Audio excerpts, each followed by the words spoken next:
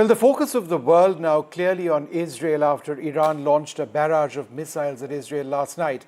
Israel's Prime Minister Benjamin Netanyahu says Iran will pay. Most of the missiles were intercepted. According to reports, one of the 180-odd ballistic missiles Iran fired last night landed near the Tel Aviv headquarters of Israeli intelligence Mossad. A video that has emerged on social media shows a massive crater near the Mossad headquarters. Now, Iran has said that the barrage was in response to Israel's aggressive acts, including the killing of the Hezbollah leader Hassan Nasrallah. The war in West Asia now is at a critical juncture. We're joined by a very special guest, Reuven Azar, the Israeli envoy to New Delhi. Thank you very much, sir, for being with us. Thank you, Vishnu. It does seem that despite the intensity of the attacks by Iran last night, they were calibrated in the sense that populated areas of Tel Aviv were not struck, fortunately. Does that imply that Israel's response, when it does come, will also be calibrated?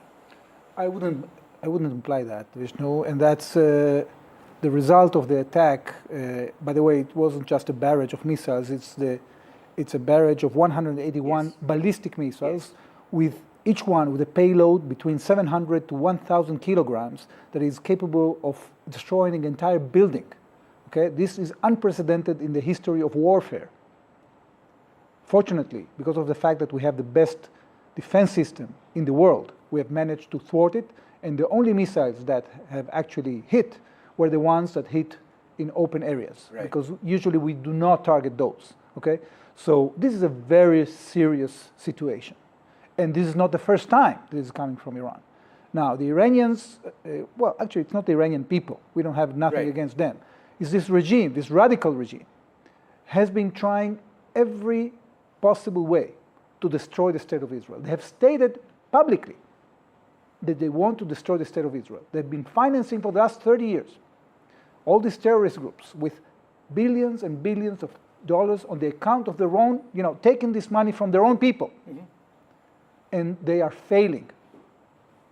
We are determined to defend ourselves. We are not going to allow this regime to threaten the state of Israel. Ambassador, what was the damage last night? Well, I'm just quoting the spokesperson of the IDF. The IDF doesn't give wrong information. Right.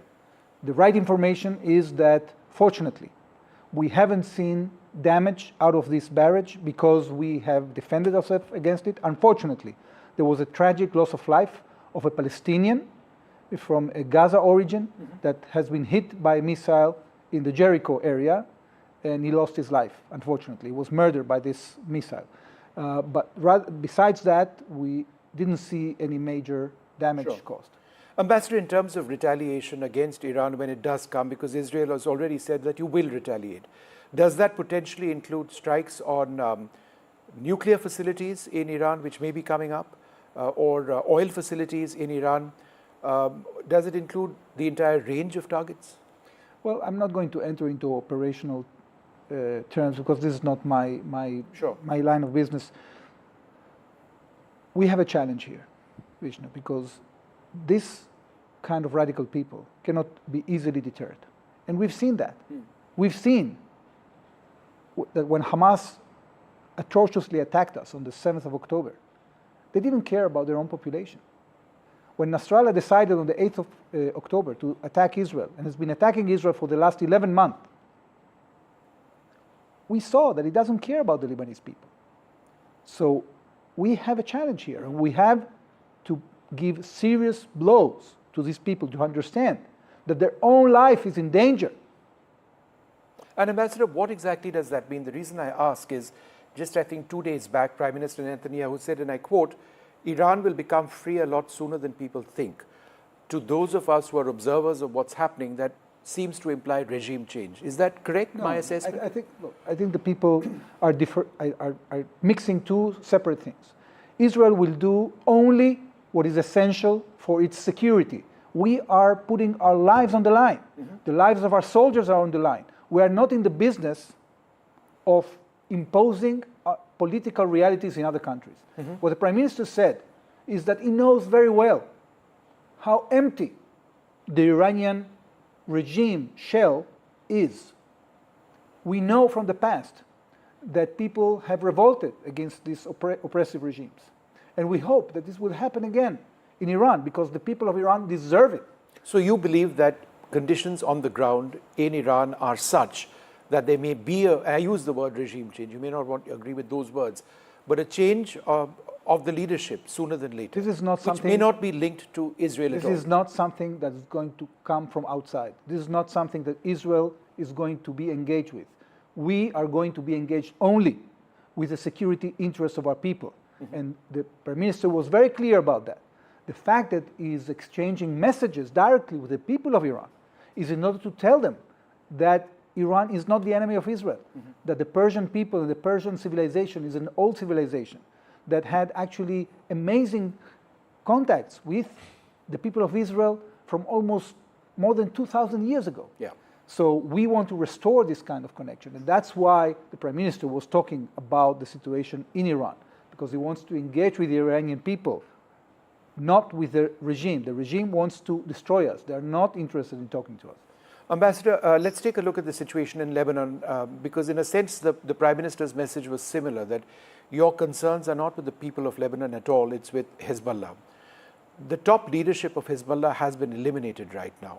There could be a second tier, a third tier of the leadership. My question is, could this not end up being an indefinitely long battle for you, not one that finds a quick solution? Well, we have very definite targets that have been actually approved by the cabinet of the State of Israel. What we want to achieve is a situation in which the threat that was posed by Hezbollah and the infrastructure that was built in the immediate area of our northern border, that infrastructure will be removed. So and that's the reason why. Are you restricted to northern Lebanon, so far, southern Lebanon, northern Israel at the moment? We are restricted to achieve the goal that will allow our citizens to go back safely to their homes in northern Israel. We want to achieve a situation in which UN Security Council Resolution 1701 and UN Security Council Resolution 1559 can be implemented on the ground. Israel is not interested in becoming an occupying force in Lebanon. We do not want to determine what is going to be the political future of Lebanon. What we want to achieve is a situation in which the blows against Hezbollah are such that the pressures on them and from within them will bring them to a ceasefire that will respect those resolutions that are in international consensus. Ambassador, we're talking about the United Nations. Israel in the last little while has been particularly direct with the United Nations Secretary General, saying that he has barred Mr. Guterres from Israeli territory. There was a statement also earlier on saying that, there doesn't seem to have been any condemnation from the United Nations on what Israel has had to see overnight. Where does that leave your equation with the United Nations? Well, unfortunately, Vishnu, there are several elements within the United Nations. It's not the entire organization, because there are agencies of the United Nations that are doing very important work. But unfortunately, because of the rigged system that you have there, in which there is a majority of countries that actually can manipulate the situation such that they appoint people that are absolutely biased. And when you have a Secretary General that hasn't been condemning this terrible barrage of rockets, but it's not the first time he's not doing it. This is very, very worrisome. It should be concerning not only us, but all countries that are interested in an impartial, neutral UN system. Because when the UN system fails, when you have a UN agency like UNRWA that was built just to perpetuate the conflict between Israel and the Palestinians, and when this agency is actually paying the salaries of terrorists, like the one we eliminated 3 days ago in Lebanon, that was in charge of the education of 39,000 people. Can you imagine that? And when we asked the UN to fire him, they only put it on leave. Sure. They didn't fire him. So this, countries have to revolt against us. We cannot have a UN system that is rigged. This is too important for us. You cannot have a situation in which a country is working against the UN Charter and menacing the destruction of another member of the United Nations. Sure. And the UN Secretary General is not condemning it. So why do we need the United Nations for? Ambassador, our foreign minister said recently that in a situation like this, the importance of communications can never be understated. Now, we have a great relationship with Israel. We're incredibly popular in this country. But we also have a historic relationship with Tehran. Does Tel Aviv see New Delhi as being potentially a messenger between both sides, because you're both diametrically at opposite ends right now towards working out some sort of solution to peace, which is what everybody wants? Well, believe me, Vishnu, that we don't have a problem of communication here. We've been communicating indirectly to the Iranians through at least 20 countries that have good relations with Iran. Not to do this, not to do what they did. And they decided to do it. You know, we've been hearing this from European countries for many years. They wanted to have a constructive dialogue with Iran. They wanted to have a friendly dialogue with Iran. And then they wanted to engage with Iran. And yet Iran didn't change its course. And what we are seeing now is that Iranian missiles are threatening the European continent itself. We cannot wait anymore with friendly approaches. We need to put pressure on Iran, on this regime. Because if we don't put pressure on this regime, the entire Middle East is threatened, and we have no other choice but to defend ourselves against these threats. Is there no diplomatic solution that you see presently? Well, there can always be a diplomatic solution. When Hezbollah attacked us on the 8th of October in an unprovoked way, we said, let's do a ceasefire. Let's implement UN Security Council Resolution 1701.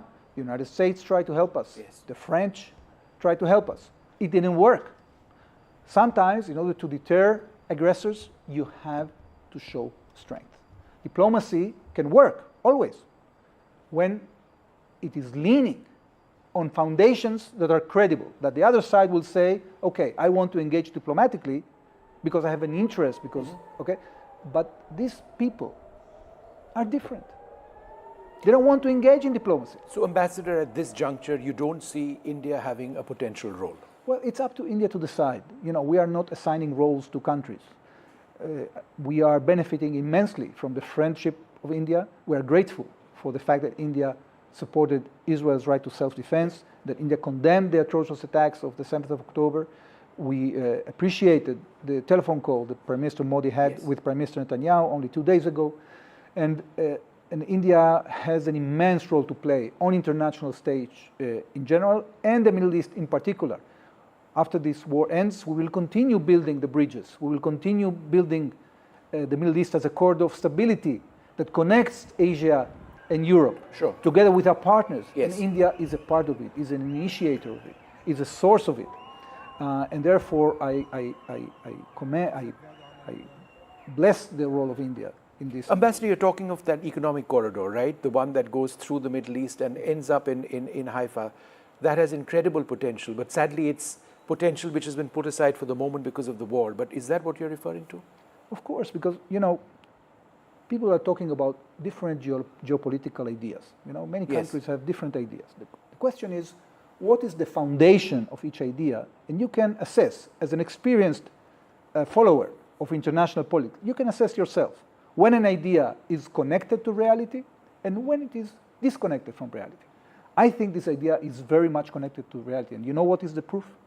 Is that during this terrible attack that we have been persisting and sustaining for the last year, not a single Arab country cut relations with us. Right. During this year, we actually have been building our security cooperation, our intelligence cooperation. We've been creating a scheme to defend the skies of the Middle East together. What does it tell you? It tells you that after the war is over, all these countries that have joint interests will continue to work together to expand the Abraham Accords, to show to the people of the Middle East that there is an alternative to extremism. There is an alternative to fanaticism. There is an alternative to Iran. They shouldn't fear Iran because we are determined. Each and every Israeli citizen is determined to sustain this attack and to prevail. And this is what we are showing. Sure. Hamas is no longer a threat on the heart of Israel. Hezbollah has received a very serious blow, and Iran will pay a price for its aggression. Ambassador, let's talk about the situation in Gaza right now. It is a humanitarian crisis. I don't think anybody would deny that.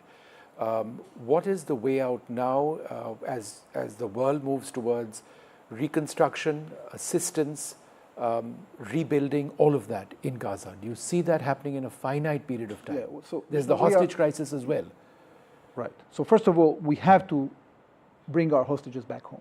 What Hamas is trying to do is to extort from us a surrender and a possibility to rearm and regroup and continue subjugating the population of Gaza to their terror regime. We are not going to allow that to happen. We are now concentrating on humanitarian assistance. We have to decide what will happen with how this humanitarian assistance is distributed, because Hamas is constantly using that in order to keep the control of the population. And I'm telling you, no country in the world will come to reconstruct the Gaza Strip as long as these terrorists are controlling Gaza, because they know too well. Right. They already been there. They already did that. They already tried to create a situation in which they can help the population of Gaza without Hamas taking over. It failed. So we have to be determined here. We have to remove the capability of Hamas to control the Gaza Strip, because nobody will do this fight against the terrorists instead of Israel. All right, Ambassador, thank you very much for joining us, sharing Israel's perspective on this. The world is on edge. I'm sure you would accept that the situation in West Asia, a real crisis. Thank you very much indeed.